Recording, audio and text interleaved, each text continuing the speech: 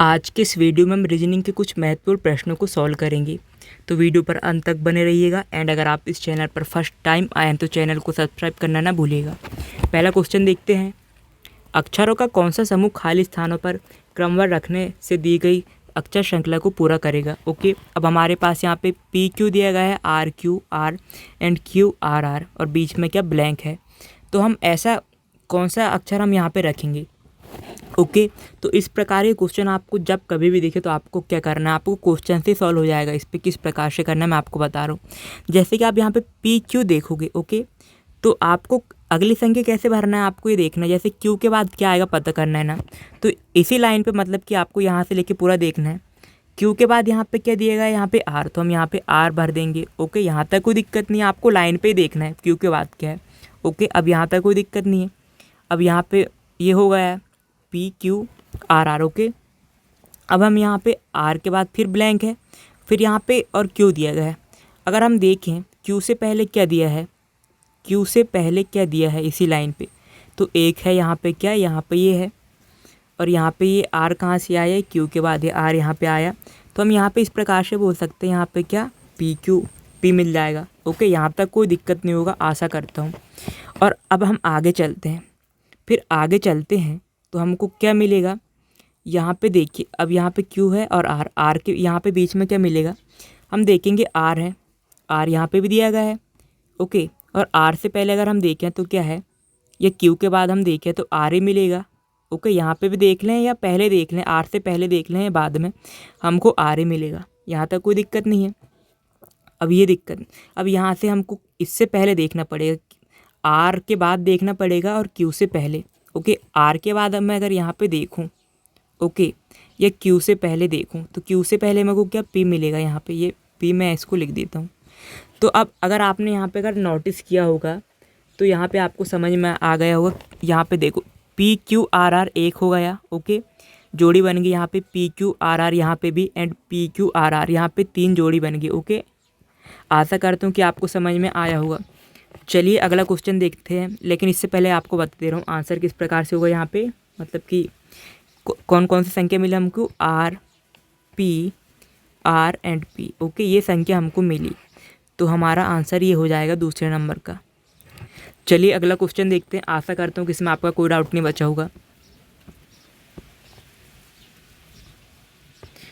अब इस क्वेश्चन पे देखिए, अगर 4 + 3 बराबर कितना 25 हो, 8 + 4 बराबर 80, तो 3 + 2 बराबर हमको फाइंड करना है। अगर थोड़ा सा भी ध्यान दिया होगा तो आपको समझ में आ गया होगा यहाँ पे हमने क्या किया होगा। अगर हम यहाँ पे ध्यान से देखें तो मैं ये 4 है और 3 है, इनको ऐसा क्या करूँ तो मैं यहाँ पे मेरे को 25 मिलेगा। अगर मैं यहाँ पे 4 का स्क्वायर कर दूँ और 3 का भी स्क्वायर कर दूँ तो यहाँ पे मेरे को कितना मिलेगा, 16 एंड कितना 9, और आपस में ऐड करने के बाद इनको कितना 25।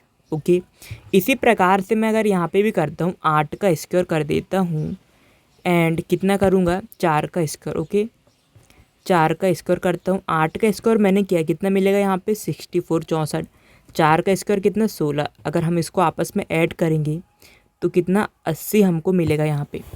अगर ये लॉजिक यहाँ पे काम किया था, यहाँ पे भी किया, अगर ये वाला लॉजिक हम यहाँ पे भी लगाएंगे तीसरे वाले पे फिर। ओके, तीसरे वाले में अगर मैं 3 का स्क्वायर करता हूँ एंड 2 का स्क्वायर करता हूँ, ओके, तो कितना मिलेगा मेरे को 9 + 4। ओके, आपस में इसको ऐड करने पर हमको कितना प्राप्त होगा, 13। ओके, आशा करता हूँ कि आपको समझ में आया होगा। चलिए अगला क्वेश्चन देखते हैं। अब इस क्वेश्चन पे देखिए क्या पूछा गया है। नीचे दी गई प्रश्न का सही वेन आरेख बताइए, वेन डायग्राम पूछा है इस पे। ओके, तो यहाँ पे पक्षी दिया गया है, तोता दिया गया है, चमगादड़ दिया गया है। ओके, तो अब आपको इस प्रकार के क्वेश्चन में थोड़ा कन्फ्यूजन हो जाएगा, लेकिन आपको इन सभी में आपस में क्या करना है, संबंध बताना है। ओके, अब देखिए यहाँ पे किस प्रकार से होगा।